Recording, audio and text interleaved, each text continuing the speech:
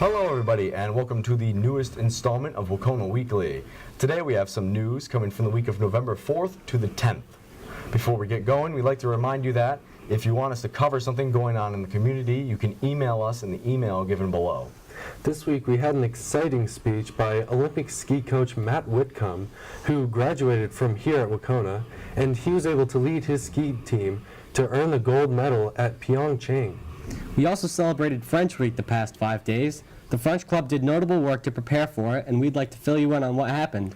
And we have some details regarding a upcoming Toys for Tots fundraiser that will be put on by the sophomore class just after Thanksgiving. We'd also like to give you a very brief update on Turkey Fest and the Powder Puff event. As mentioned earlier, here at Wahconah we had the supreme pleasure of receiving a speech from Olympic Nordic ski coach Matt Whitcomb. Whitcomb is known for his work with the gold medalist U.S. ski team who won said medal at the Pyeongchang Winter Olympics earlier in 2018. He, in fact, was a graduate of this very school, which was precisely why he decided to make a return here despite his busy schedule. The speech he gave was very inspirational and reflected the kind of motive it takes to get a gold medal and helped to show the type of hard work it takes to accomplish your goals. We'd like to thank Mr. Whitcomb for visiting us, and now we'd like to show you a piece of his speech to you. When I think of the 3 Olympics that I've coached in Vancouver, in Sochi, Russia, and then most recently in Pyeongchang, Korea, what stands out to me are not the medals or not the races that we got our butts kicked in. It has nothing to do with the competitions. It was actually the dining hall. And in the dining hall, you can have anything from sushi to kosher food to grass-fed beef. You can make a smoothie. You can have a salad bar of all organic greens, whatever you want. And it also wasn't the food that stood out as the memory. While you were eating there, the village we live in is 3,500 athletes and coaches, some massage therapists and physical therapists, but it's predominantly athletes. 3,500 people, all eating in one dining hall. And during the day, while you're eating, these events are going on from 9 a.m. until 6 p.m. And whoever wins those events, they still need to eat. And they try and sneak into that dining hall to grab a piece of pizza before they take off to the Today Show, which if you're an American is set up remotely in the Athletic Village, or Good Morning America, or whatever the Chinese version is. Whoever won, they go see their local media outlet right after eating. But as they sneak into that dining hall, one person notices and claps and hollers, and within, I promise you, 2 seconds, 2,000 people are on fire standing up for this person, and they have to walk through, and it is the world at its absolute best. 100 nations, from communist regimes to our democratic allies, everyone supporting everyone.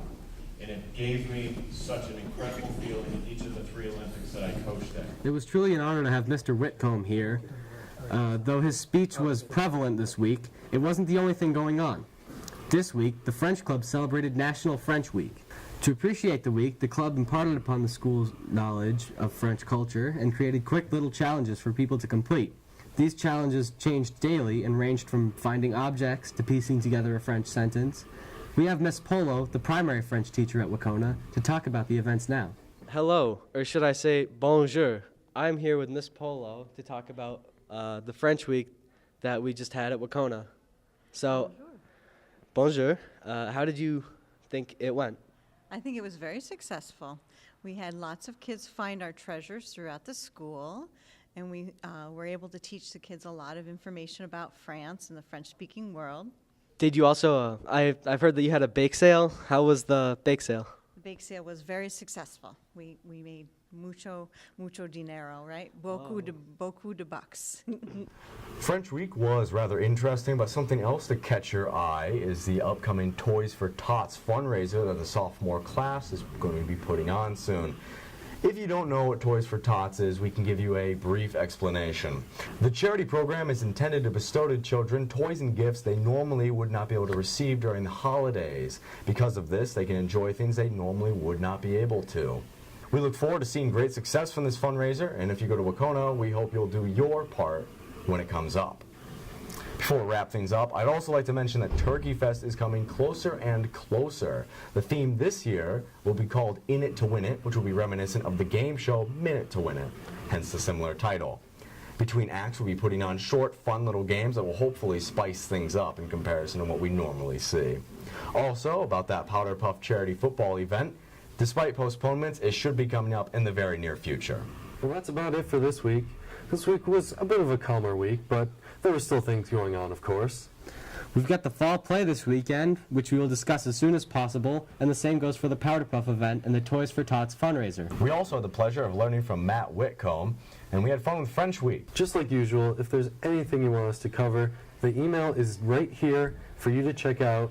Please let us know. Thank you for watching this episode of Wahconah Weekly. We hope you enjoyed it, and we hope to see you next week.